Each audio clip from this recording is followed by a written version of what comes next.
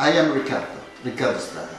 You're so warm and hospitable and fun. Later. Is my home, and you will be my guest. It's delicious. It really is. Perfect. It's not properly a school. So yeah, this is the best way to dive into the Italian culture and learn about it. I will explain you the tricks. With the heat. Hi. Everything is fresh. Everything's cooked from scratch. Obviously, we're here to prepare food. And the little stories.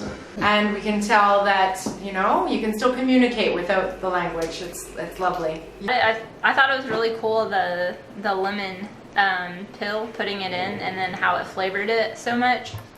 I thought that was. Mm-hmm. And it will be even better when there's a map on the wall.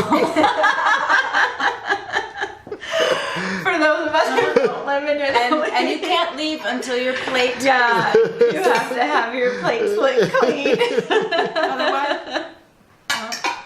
I am Riccardo. Bye.